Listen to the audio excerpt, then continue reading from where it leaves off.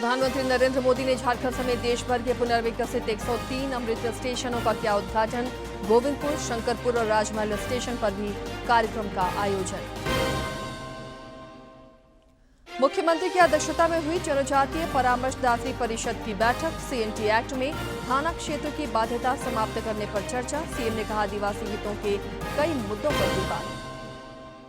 नकली दवाइयों के खिलाफ स्वास्थ्य मंत्री डॉक्टर इरफान अंसारी का बड़ा फैसला। 300 महत्वपूर्ण दवाओं की बिक्री के लिए राज्य में क्यूआर कोड किया गया अनिवार्य। और शराब घोटाला मामले में भ्रष्टाचार निरोधक ब्यूरो ने बढ़ाया जांच का दायरा। जेएसबीसीएल के पूर्व और वर्तमान महाप्रबंधक समेत 3 गिरफ्तार।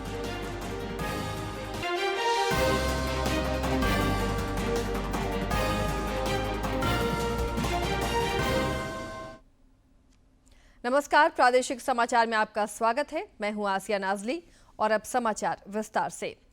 प्रधानमंत्री नरेंद्र मोदी ने आज राजस्थान के बीकानेर से देश भर में पुनर्विकसित 103 अमृत स्टेशनों का वीडियो कॉन्फ्रेंसिंग के माध्यम से उद्घाटन किया।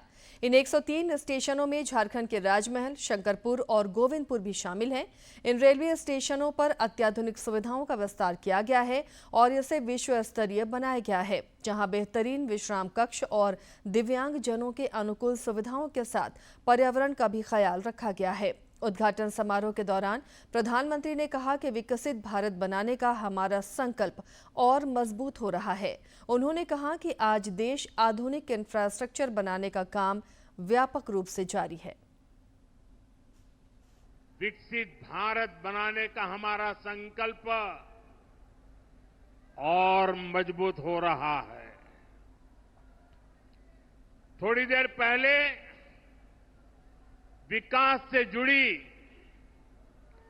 26,000 करोड़ रुपए की परियोजनाओं का यहां शिलान्यास और लोकार्पण हुआ है। मैं इन परियोजनाओं के लिए देशवासियों को, राजस्थान के मेरे भाई बहनों को बहुत बहुत बधाई देता हूं। साथियों, विकसित भारत बनाने के लिए आज देश में आधुनिक इंफ्रास्ट्रक्चर बनाने का बहुत बड़ा महायज्ञ चल रहा है। हमारे देश की सड़कें आधुनिक हो, हमारे देश के एयरपोर्ट आधुनिक हो, हमारे यहां रेल और रेलवे स्टेशन आधुनिक हो, इसके लिए पिछले 11 साल में अभूतपूर्व गति से काम किया गया है। आप कल्पना कर सकते हैं, इंफ्रास्ट्रक्चर के इन कामों पर देश पहले जितना पैसा खर्च करता था, आज उससे 6 गुना ज्यादा पैसा खर्च कर रहा है। 6 गुना ज्यादा। आज भारत में हो रहे इन विकास कार्यों को देखकर दुनिया भी हैरान है। इधर रांची रेल मंडल के गोविंदपुर रोड स्टेशन का भी अमृत स्टेशन के रूप में पुनर्विकास हुआ है। इसका उद्घाटन भी प्रधानमंत्री नरेंद्र मोदी ने ऑनलाइन माध्यम से किया। इस दौरान पूर्व केंद्रीय मंत्री अर्जुन मुंडा, मंत्री दीपक बिरुआ, विधायक सुदीप गुड़िया, रांची रेल मंडल के डीआरएम जसमीत सिंह बिंद्रा समेत कई नेता और पदाधिकारी मौजूद रहे। राज्यपाल संतोष कुमार गंगवार ने भी उद्घाटन समारोह को वर्चुअल माध्यम से संबोधित किया। मौके पर पूर्व केंद्रीय मंत्री अर्जुन मुंडा ने कहा कि गोविंदपुर रोड रेलवे स्टेशन का जीर्णोद्धार होने से स्थानीय लोगों को काफी फायदा होगा। एक उद्घाटन का आयोजन नहीं है, बल्कि एक लक्ष्य का आयोजन है, एक उद्देश्य का, एक जन सुविधा को सिर्फ उपलब्ध कराने का आयोजन नहीं है, बल्कि भविष्य का भारत को बनाने का अभियान गोविंदपुर में आज उपस्थित होकर के इस स्टेशन में हम संकल्प लेने का ये आयोजन है। उधर देवघर के शंकरपुर रेलवे स्टेशन का भी उद्घाटन हुआ। इसे लेकर स्टेशन परिसर में कार्यक्रम का आयोजन हुआ, जिसमें स्थानीय सांसद निशिकांत दुबे, देवघर एम्स के निदेशक सौरभ वार्ष्णेय और आसनसोल रेल मंडल के डीआरएम चेतनानंद समेत कई स्थानीय जनप्रतिनिधि और अन्य लोग भी मौजूद रहे। उद्घाटन समारोह को संबोधित करते हुए सांसद निशिकांत दुबे ने इसके लिए प्रधानमंत्री नरेंद्र मोदी को धन्यवाद दिया और कहा कि पिछले 11 वर्षों में पूरे संताल में रेल नेटवर्क बढ़ने के साथ सुविधाओं का लगातार विस्तार हो रहा है। राज्यपाल संतोष कुमार गंगवार ने कहा है कि देर से ही सही, लेकिन राष्ट्र को एक अच्छी नई शिक्षा नीति मिली है। उन्होंने कहा कि इस नई शिक्षा नीति में भारतीय ज्ञान परंपरा, संस्कार और जीवन दर्शन को भी महत्व दिया गया है, जिससे नई पीढ़ी से संवारने और मूल्यों से जोड़ने में काफी मदद मिलेगी। कि कोई भी मूल्य पर शिक्षा से वंचित न रहे। इसी उद्देश्य से जनजातीय क्षेत्रों में 344 सरस्वती शिक्षा केंद्र संचालित है। ये संख्या केवल आंकड़ा नहीं है, बल्कि सामाजिक परिवर्तन की जीवंत मिसाल है। मैं विश्वास से कह सकता हूँ कि जब शिक्षा का माध्यम संस्कार हो, जब उद्देश्य केवल रोजगार न हो बल्कि राष्ट्र निर्माण हो, तब वही शिक्षा हमें एक समृद्ध, सशक्त और आत्मनिर्भर भारत की ओर ले जाती है। मुख्यमंत्री हेमंत सोरेन की अध्यक्षता में कल हुई जनजातीय परामर्शदात्री परिषद टीएसी की बैठक में चर्चा के बाद कई महत्वपूर्ण प्रस्तावों पर स्वीकृति प्रदान की गई। बैठक में आदिवासी हितों की रक्षा, सभ्यता संस्कृति के संरक्षण और उनके सर्वांगीण विकास के लिए महत्वपूर्ण निर्णय लिए गए। आदिवासी बहुल इलाकों में शराब दुकान खोलने को लेकर ग्राम सभा की अनुमति अनिवार्य रूप से लेनी होगी। इसके अलावा राज्य में आदिवासियों की जमीन खरीद को लेकर थाना की बाध्यता समाप्त करने पर भी चर्चा हुई। बाद में पत्रकारों से बातचीत में मुख्यमंत्री ने कहा कि विभागों के दस्तावेज तैयार होने पर इस पर निर्णय लिया जाएगा।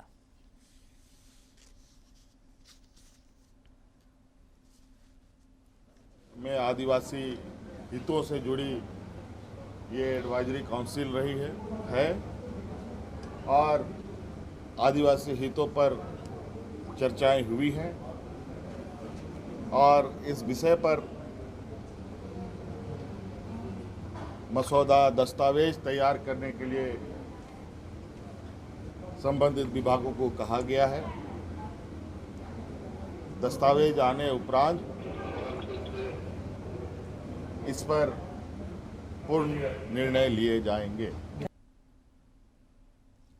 प्रदेश भाजपा अध्यक्ष बाबूलाल मरांडी कल जमशेदपुर में रानी अहिल्याबाई होलकर की 300वीं जयंती समारोह कार्यक्रम में शामिल हुए। इस दौरान उन्होंने कहा कि हमें पूर्वजों का गौरवपूर्ण इतिहास सामने लाकर सामाजिक जागृति पैदा करनी होगी। उन्होंने कहा कि यदि हम अपनी विरासत को भूल जाएंगे तो विकास को कभी हासिल नहीं कर पाएंगे। श्री मरांडी ने ऑपरेशन सिंदूर के लिए प्रधानमंत्री को धन्यवाद देते हुए कहा कि अगर पाकिस्तान अब भी नहीं सुधरा तो उसका नाम निशान मिटाने से कोई नहीं रोक सकता। इस मौके पर सांसद विद्युत वरण महतो और विधायक पूर्णिमा साहू समेत कई गणमान्य लोग मौजूद रहे।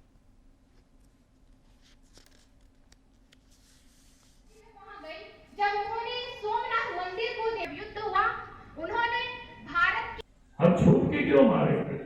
छूट के तो कायर लोग मारते हैं, बहादुर को बता करके लोग मारते हैं। हम आ रहे हैं और देश के प्रधानमंत्री ने वो काम कर दिया कि उन्होंने 9 पहले उस ठिकानों को उजाड़ दिया जिसको पहले घूम घूम करके पूरा देश में बता दिया था कि हम उसको मारेंगे। आतंकवादियों के ठिकानों को, आतंकवादियों को भी मारेंगे और उनको जो प्रशिक्षित करते उनको भी नेस्तनाबूद करेंगे। माँ अहिल्याबाई होलकर जी को पता चला कि राघोबा जी हमारे चौखट तक आए हैं। उन्होंने केवल एक पत्र के माध्यम से उन्होंने उस युद्ध का उपचार निकाल लिया था, उस युद्ध को जीत लिया था। मुख्यमंत्री हेमंत सोरेन की अध्यक्षता में आज दोपहर बाद 4 बजे से राज्य मंत्रिपरिषद की महत्वपूर्ण बैठक बुलाई गई है। राज्य के प्रोजेक्ट भवन सभागार में होने वाली इस बैठक में राज्य हित से जुड़े कई महत्वपूर्ण प्रस्तावों को मंजूरी दिए जाने की संभावना है। राज्य सरकार ने नकली दवाइयों के कारोबार पर अब कड़ा एक्शन लिया है। स्वास्थ्य मंत्री डॉक्टर इरफान अंसारी ने 300 महत्वपूर्ण दवाओं के लिए क्यूआर कोड अनिवार्य कर दिया है। अब पेन किलर, बुखार की दवा, प्लेटलेट बढ़ाने वाली दवाएं, शुगर और थायराइड की दवाएं, गर्भ निरोधक और विटामिन सप्लीमेंट जैसी प्रमुख दवाएं क्यूआर कोड के बिना बाजार में नहीं बिकेंगी। एक सोशल मीडिया पोस्ट में उन्होंने सभी मेडिकल दुकानों को निर्देश दिया है कि बिना रजिस्ट्रेशन वाली दवा पाए जाने पर दुकान का लाइसेंस तुरंत रद्द होगा। उन्होंने बिना वैध डॉक्टर की पर्ची के कफ सिरप बेचने वालों पर भी कानूनी कार्रवाई की चेतावनी दी है। वक्फ संशोधन कानून को चुनौती देने वाली याचिकाओं पर सुप्रीम कोर्ट में आज भी सुनवाई जारी रहेगी। कल सुनवाई के दौरान केंद्र की ओर से सॉलिसिटर जनरल तुषार मेहता ने कहा कि इस कानून से बहुत पुराने कानून को सरकार खत्म कर रही है। वक्फ संशोधन कानून को चुनौती देने वाली याचिकाओं पर सुप्रीम कोर्ट में आज भी सुनवाई जारी रहेगी। कल सुनवाई के दौरान केंद्र की तरफ से सॉलिसिटर जनरल तुषार मेहता ने कहा कि इस कानून से सरकार बहुत पुरानी समस्या को खत्म कर रही है, जिसकी शुरुआत 1923 में हुई थी। उन्होंने कहा कि सरकारी जमीन पर किसी का भी हक नहीं हो सकता है, फिर चाहे वो वक्फ बाय यूजर के आधार पर ही क्यों ना हो। सॉलिसिटर जनरल तुषार मेहता ने आगे कहा कि अगर कोई जमीन सरकारी है तो सरकार को उसे वापस लेने का पूरा हक है, फिर भले ही उसे वक्फ संपत्ति घोषित कर दिया गया हो। उन्होंने आगे स्पष्ट किया कि वक्फ बोर्ड में अधिकतम 2 गैर मुस्लिम सदस्य होने से इस पर कोई असर नहीं पड़ता है। मंगलवार को सुनवाई के दौरान बेंच ने कहा था कि मुस्लिम पक्ष को अंतरिम राहत पाने के लिए मामले को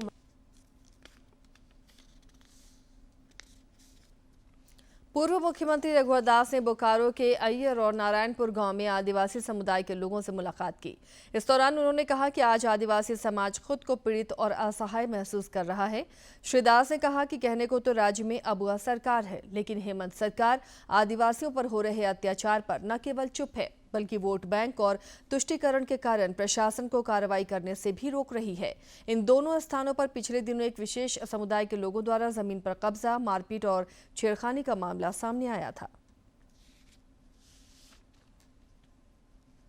बजट सत्र के दौरान धनबाद के बीसीसीएल क्षेत्र में जबरन ओपी डंप किए जाने से संबंधित ध्यान आकर्षण प्रस्ताव को लेकर गठित समिति की महत्वपूर्ण बैठक कल हुई। इस दौरान समिति के सदस्यों ने इससे संबंधित विभिन्न विषयों पर विमर्श किया।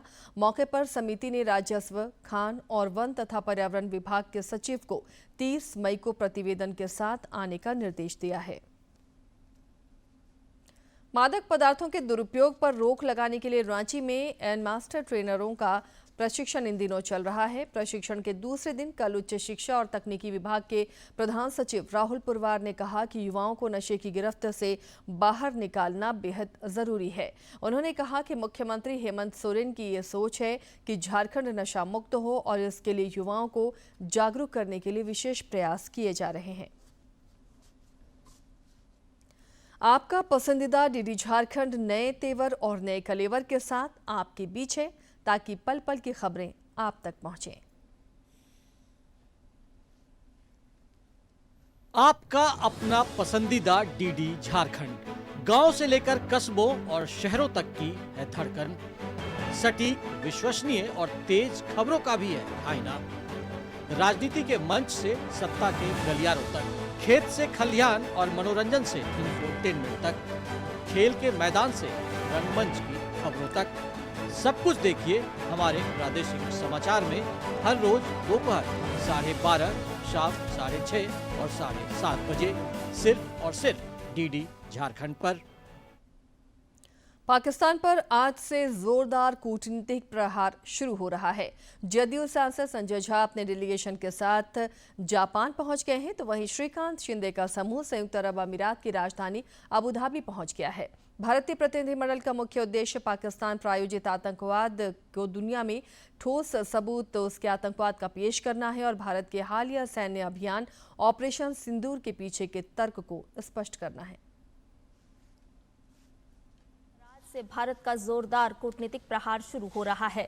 जनता दल यूनाइटेड के संजय कुमार झा अपने डेलीगेशन के साथ जहां जापान पहुंच गए हैं, तो वहीं श्रीकांत शिंदे का समूह संयुक्त अरब अमीरात की राजधानी अबू धाबी पहुंच गया है। भारतीय प्रतिनिधिमंडल का मुख्य उद्देश्य पाकिस्तान प्रायोजित आतंकवाद के ठोस सबूत पेश करना और भारत के हालिया सैन्य अभियान ऑपरेशन सिंदूर के पीछे के तर्क को स्पष्ट करना है। संजय झा के नेतृत्व वाले प्रतिनिधिमंडल में पूर्व विदेश मंत्री सलमान खुर्शीद, माकपा सांसद जॉन प्रटास, भाजपा सांसद अपराजिता सारंगी, ब्रजलाल प्रधान बरुआ, हेमांग जोशी, तृणमूल कांग्रेस सांसद अभिषेक बनर्जी और राजदूत मोहन कुमार शामिल हैं। जापान के बाद ये प्रतिनिधिमंडल 24 मई को दक्षिण कोरिया, 27 मई को सिंगापुर, 28 मई को इंडोनेशिया और 31 मई को मलेशिया का दौरा करेगा। शिवसेना सांसद श्रीकांत शिंदे का समूह संयुक्त अरब अमीरात में सभी प्रकार के आतंकवाद से लड़ने के भारत के संकल्प की बात रखने के लिए बाद कांगो, सिएरा लियोन और लाइबेरिया का दौरा करेगा। डीएमके सांसद कनिमोझी करुणानिधि के नेतृत्व वाला प्रतिनिधिमंडल आज रवाना हो रहा है। ये प्रतिनिधिमंडल रूस, स्लोवेनिया, ग्रीस, लातविया और स्पेन का दौरा करेगा। ऑपरेशन सिंदूर आउटरीच के तहत 21 मई से 5 जून के बीच 59 सांसदों, पूर्व मंत्रियों, अनुभवी राजनयिकों और वरिष्ठ राजनीतिक नेताओं के साथ उच्च स्तरीय प्रतिनिधिमंडल कुल 33 देशों की यात्रा करेंगे। भारतीय विदेश मंत्रालय द्वारा संचालित ये पहल अपनी तरह का पहला बहुपक्षीय विदेशी सहभागिता प्रयास है, जिसका उद्देश्य आतंकवाद के विरुद्ध एक एकीकृत राष्ट्रीय मोर्चा प्रस्तुत करना और आतंकवादी नेटवर्कों को निरंतर प्रायोजित करने और उन्हें पनाह देने के लिए पाकिस्तान को अंतर्राष्ट्रीय स्तर पर अलग थलग करना है।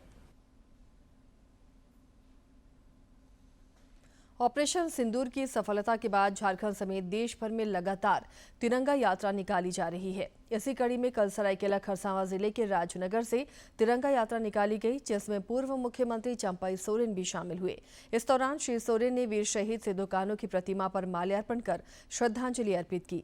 सभा को संबोधित करते हुए उन्होंने कहा कि अभियान न केवल देश के शौर्य का प्रतीक है, बल्कि पहलगाम में अपने सिंदूर को खो चुकी माताओं और बहनों के लिए गर्व का क्षण भी है।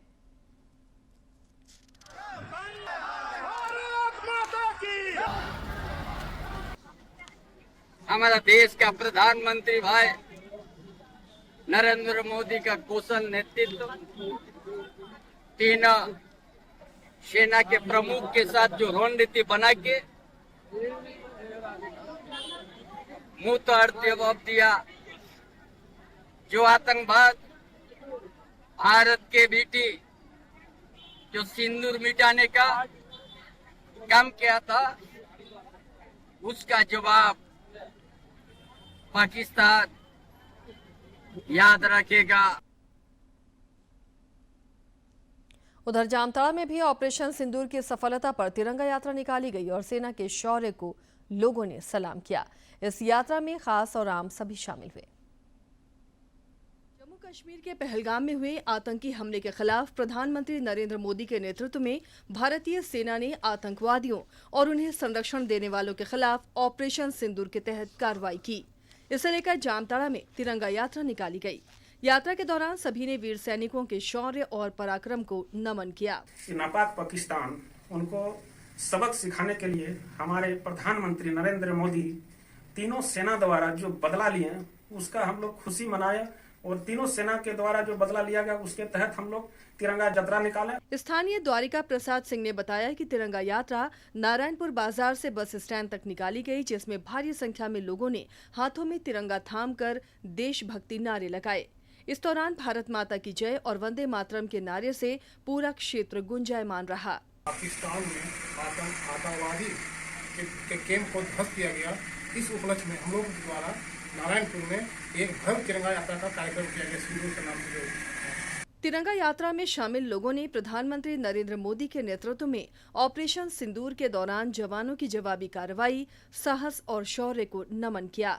इधर नारायणपुर, कुंडरहित, नाला, फतेहपुर और कर्माटार प्रखंड क्षेत्रों में भी तिरंगा यात्रा निकाली गई। स्थानीय लोगों ने आतंकवादियों के खिलाफ की गई कार्रवाई के लिए प्रधानमंत्री और भारतीय सेना की सराहना की। हमारे जब तक प्रधानमंत्री नरेंद्र मोदी जी है तब तक उनको मुंहतोड़ जवाब मिलेगा। वो जब हमारे हिंदुस्तान पर नजर डालेगा तब तक हमारे भारत की सेना पाकिस्तान में ढूक के मारेगा। जो हमारे भारतीय सेना ने पाकिस्तान में जाकर ध्वस्त किया और हिंदुस्तान का जो तिरंगा लहराया है, प्रधानमंत्री नरेंद्र मोदी के निर्देश पर भारतीय सेना की ओर से आतंकवाद के खिलाफ जो कार्रवाई की गई है वो आतंकवादियों और उन्हें संरक्षण देने वालों के लिए सबक है। इस कार्रवाई की प्रशंसा हर ओर हो रही है। डीडी न्यूज के लिए जामताड़ा से सुभाष प्रसाद सिंह की रिपोर्ट। भ्रष्टाचार निरोधक ब्यूरो ने शराब घोटाला मामले में कार्रवाई करते हुए और 3 लोगों को गिरफ्तार किया है। इनमें Jharkhand state beverage corporation limited JSBCL के पूर्व महाप्रबंधक ऑपरेशन सुधीर कुमार और वर्तमान महाप्रबंधक सुधीर कुमार दास शामिल हैं। इसके अलावा एक प्लेसमेंट एजेंसी के स्थानीय प्रतिनिधि नीरज कुमार सिंह को भी ACB ने गिरफ्तार किया है। ACB की टीम ने इससे पहले दोनों अधिकारियों से कई घंटे पूछताछ भी की थी।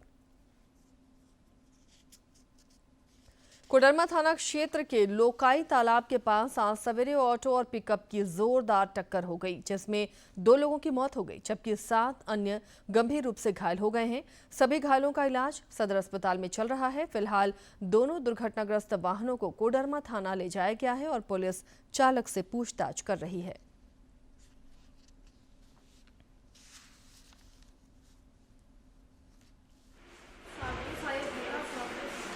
सबकी जा रहा था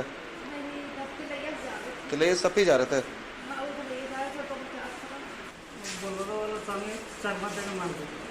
कहाँ पे हुआ? कहाँ पे हुआ? तो कितने लोग ऑटो में सवार थे? 8 लोग। प्रधानमंत्री नरेंद्र मोदी इस महीने की 25 तारीख को आकाशवाणी पर मासिक मन की बात कार्यक्रम में देश विदेश के लोगों के साथ विचार साझा करेंगे। इस कार्यक्रम का प्रसारण दूरदर्शन, आकाशवाणी के अलावा सभी प्लेटफॉर्म पर होगा और मन की बात कार्यक्रम को लेकर 23 मई तक सुझाव टोल फ्री नंबर पर दिए जा सकते हैं।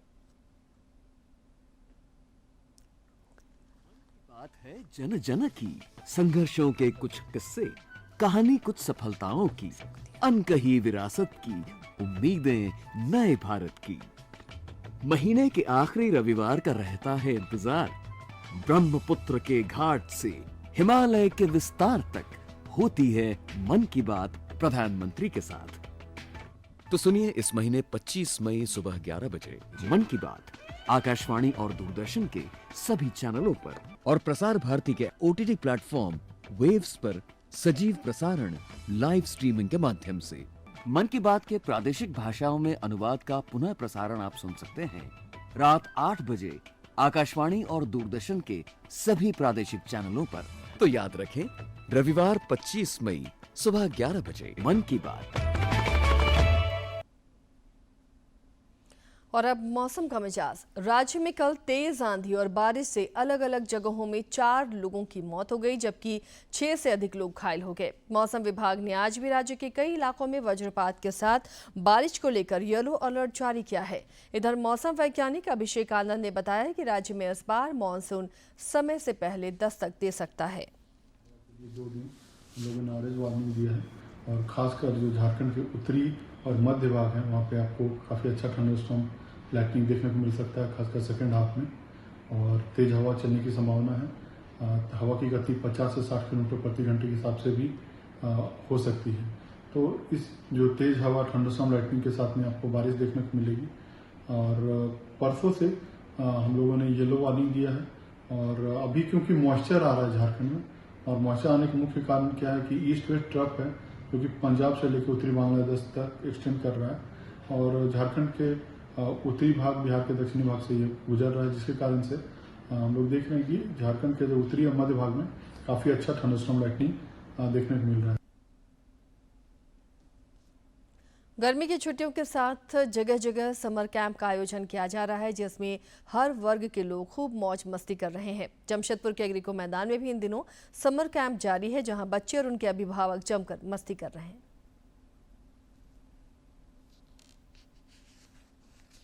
जमशेदपुर के एग्रीको मैदान में समर कैंप का आयोजन किया गया है जहां बच्चे और अभिभावक खूब मौज मस्ती कर रहे हैं। इस दौरान बॉक्सिंग, वाटर गेम्स, योगा और डांस समेत कई इवेंट्स आयोजित किए गए हैं।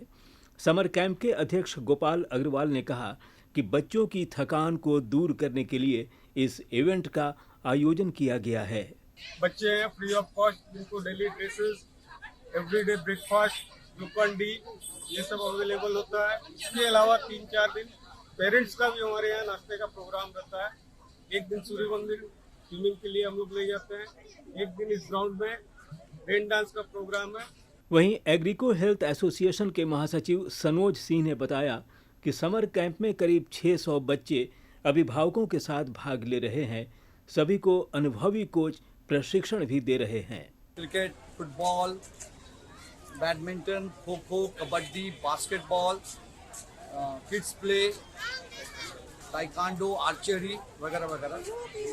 बच्चों को हम लोग यहाँ पर 2 किस्म के बच्चों को लेते हैं। जो एक प्रिविलेज्ड है, जो कुछ नॉमिनल फी दे के बच्चे यहाँ पर आते हैं, और बहुत सारे बच्चे ऐसे हैं जो कि समाज में उनका आर्थिक रूप से संपन्न नहीं है, तो उनको हम लोग फ्री ऑफ कॉस्ट यहाँ पर समावेश करते हैं, और कोचेज उनका बहुत अच्छी तरह से ख्याल रखते हैं। इक्वली सबको ख्याल रखते हैं हम लोग। समर कैंप में भाग लेने आए बच्चों ने व्यवस्था की सराहना करते हुए कहा कि उन्हें पसंद का खेल खेलने का मौका मिल रहा है और वे बहुत कुछ सीख रहे हैं। हम लोग को बहुत अच्छा लग रहा है और हम लोग थैंक यू करना चाहते हैं अपने ऑर्गेनाइजर को, जो ये समर कैंप हम लोग के लिए मनाए, और हम लोग के साथ हम लोग के पेरेंट्स भी इंजॉय कर रहे हैं। और सबसे स्पेशल थिंग, ये ब्रेकफास्ट देते हैं, जैसे chowmein, pasta, all the things. Summer camp के आयोजन से जहां एक ओर बच्चों को मौज मस्ती का मौका मिल जाता है, वहीं दूसरी ओर विभिन्न इवेंट्स के जरिए नए नए विषयों की जानकारियां हासिल कर पाते हैं, जिससे नए कौशल विकसित होते हैं। डीडी न्यूज़ के लिए जमशेदपुर से राजेश कुमार लाल दास की रिपोर्ट। और अब खेल जगत की महत्वपूर्ण खबरों को देखते हैं फटाफट अंदाज में। हरियाणा की एक और उभरती प्रतिभा कनक ने जर्मनी के सुहल में चल रहे अंतर्राष्ट्रीय शूटिंग खेल महासंघ जूनियर विश्व कप में भारत को पहला स्वर्ण पदक दिलाया। कनक ने 24 शॉट वाली 8 महिलाओं की 10 मीटर एयर पिस्टल स्पर्धा में फाइनल में 239.0 अंक हासिल किए। उन्होंने मोल्दोवा की अन्ना डोल्स को 1.7 अंकों के अंतर से हराया। अन्ना डोल्स 2 बार की ओलंपियन और मौजूदा यूरोपीय चैंपियन है। भारत के एचएस प्रणॉय और किदाम्बी श्रीकांत समेत पुरुष खिलाड़ियों ने मलेशिया मास्टर्स बैडमिंटन टूर्नामेंट में शानदार शुरुआत की है। प्रणॉय ने जापान के 5वीं वरीयता प्राप्त केंटा निशिमोतो को 19-21, 21-17, 21-16 से हराया। अब उनका सामना जापान के यूशी तनाका से होगा। मलेशिया मास्टर्स बैडमिंटन टूर्नामेंट में 2 बार की ओलंपिक पदक विजेता पीवी सिंधु पहले दौर में हारकर बाहर हो गई। इंग्लैंड के तेज गेंदबाज जोफ्रा आर्चर दाएं अंगूठे की चोट के कारण वेस्टइंडीज के खिलाफ आगामी 3 मैचों की वनडे सीरीज से बाहर हो गए हैं। इंग्लैंड और वेल्स क्रिकेट बोर्ड ने इसकी पुष्टि की। और अब कारोबार जगत पर भी नजर डालते हैं। केंद्र सरकार की पीएलआई योजना से फूड प्रोसेसिंग सेक्टर में 2.5 लाख से अधिक नई नौकरियों का सृजन हुआ है। साथ योजना से अब तक लगभग 41 लाख टन फूड प्रोसेसिंग क्षमता का सृजन हुआ है, जिससे 9 लाख से अधिक किसान लाभान्वित हुए हैं। भारत के राष्ट्रीय सार्वजनिक खरीद पोर्टल जेम की यूजर में 3 गुना वृद्धि हुई है। जेम में 1.64 लाख से अधिक प्राथमिक खरीदार और 4.2 लाख सक्रिय विक्रेता शामिल हैं। पोर्टल 10,000 से अधिक प्रोडक्ट कैटेगरी और 300 से अधिक सेवाएं प्रदान करता है। जेम के सीईओ के मुताबिक पोर्टल देश को आत्मनिर्भर बनाने में सार्थक योगदान देगा। चालू वित्त वर्ष की चौथी तिमाही में देश की जीडीपी विकास दर 7.2% रहने का अनुमान है। बार्कलेज की रिपोर्ट के मुताबिक कृषि क्षेत्र में सुधार और शुद्ध परोक्ष कर संग्रह में तेज बढ़ोतरी से जीडीपी विकास दर बढ़ेगी। वहीं बार्कलेज ने पूरे वित्त वर्ष के लिए विकास दर 6.4% रहने का अनुमान जताया है। इसके साथ ही इस बुलेटिन में फिलहाल इतना ही, लेकिन चलते चलते एक बार फिर से नजर डालते हैं सुर्खियों पर। प्रधानमंत्री नरेंद्र मोदी ने झारखंड समेत देश भर के पुनर्विकसित 103 अमृत स्टेशनों का किया उद्घाटन। गोविंदपुर, शंकरपुर और राजमहल स्टेशन पर भी कार्यक्रम का आयोजन। मुख्यमंत्री की अध्यक्षता में हुई जनजातीय परामर्शदात्री परिषद की बैठक। सीएनटी एक्ट में थाना क्षेत्र की बाध्यता समाप्त करने पर चर्चा। सीएम ने कहा आदिवासी हितों के कई मुद्दों पर हुई बात। नकली दवाइयों के खिलाफ स्वास्थ्य मंत्री डॉक्टर इरफान अंसारी का बड़ा फैसला। 300 महत्वपूर्ण दवाओं की बिक्री के लिए राज्य में QR कोड किया गया अनिवार्य। और शराब घोटाला मामले में भ्रष्टाचार निरोधक ब्यूरो ने बढ़ाया जांच का दायरा। JSBCL के पूर्व और वर्तमान महाप्रबंधक सहित 3 गिरफ्तार।